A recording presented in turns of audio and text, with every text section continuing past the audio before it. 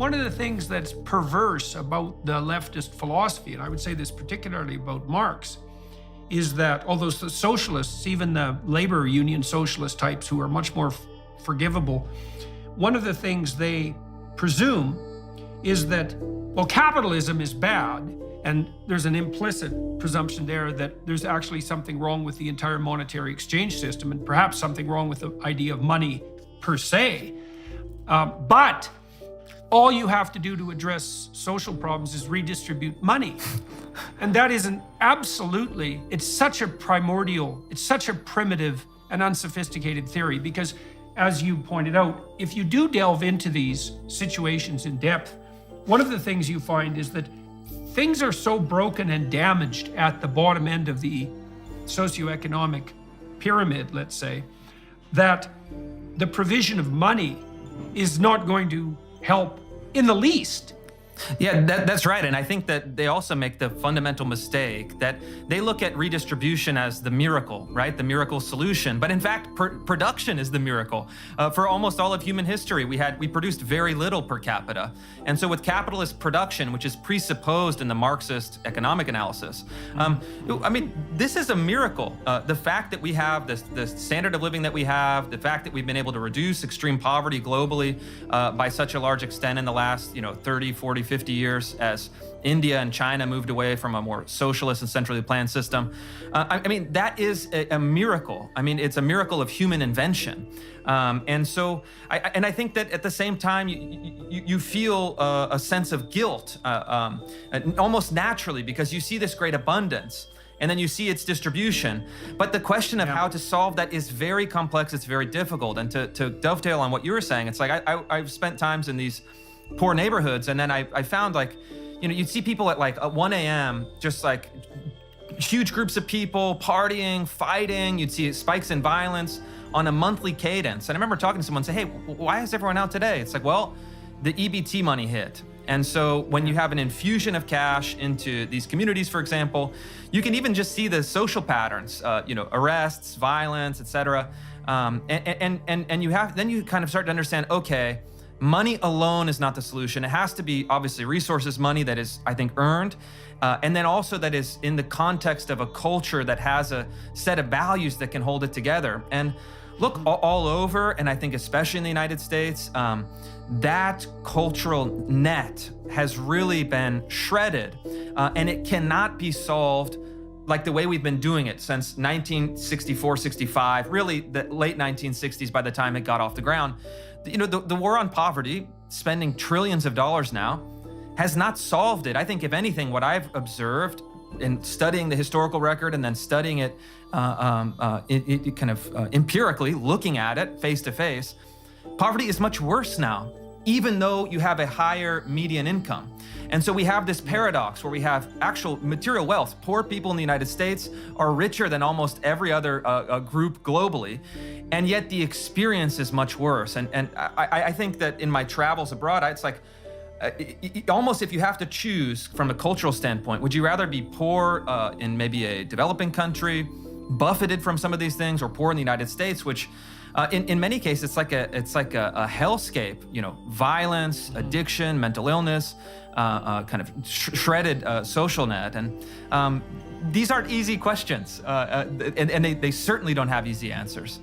Well, the part of the appalling hypersimplicity of the woke moralist claim is that poverty is reducible to lack of money. And in fact, true poverty is a multidimensional problem.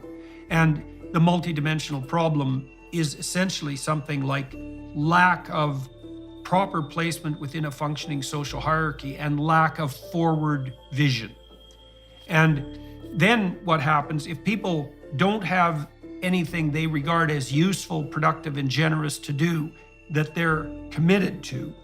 Then what happens is, because they can't find meaning or surcease from anxiety in the pursuit of a well-constituted life, they default to impulsive pleasure seeking. And then if you add money into that situation, it makes it worse, because there's nothing that facilitates impulsive pleasure seeking than money, like money, right? And so it's definitely the case that, well, it's a hell of a good time for 4 or 5 days in the bar, and I'm not saying that poor people drink more, although I am saying that people who drink more and act in that impulsive manner are far more likely to be poor. And so there's also bidirectional causality constantly at work in a manner that, this is also what makes me, a manner that belies the leftist claims. This is also one of the things that makes me very skeptical about the moral certainty that the leftists, who are hypothetically on the side of the poor, bring to the table with regard to arguments all the time. One thing I have clearly experienced repeatedly is that the left will shun and exclude to a degree that's almost unknown on the right. I've never had anyone on the right that I've talked to refuse to talk to a hypothetical guest, for example. And I've had people on the left, they just do that all the time. And I don't get that exactly. I think maybe it has to do with the association in personality between agreeableness and leftist proclivity. So the socialist types, the lefties, are technically more agreeable. And I think maybe among agreeable people, if you don't go along with the agreeable game, you're much more likely to be categorized as a predator. And I think it's also partly an institutional question. So something like PBS, something like the art world, something like the cultural world, certainly also the academic world, these are artificial economies, right? They're propped up by the state, they're propped up by philanthropic funding. There are a limited number of spots. It's highly competitive. It's a lot of people that are very credentialed, very intelligent, and they have to find strategies to fight it out for these limited resources. They see them as zero-sum games. Whereas in corporations or entrepreneurship, which are traditionally more kind of conservative or free market, the idea is, well, we can create a company with 2 people and grow it to 100,000 people.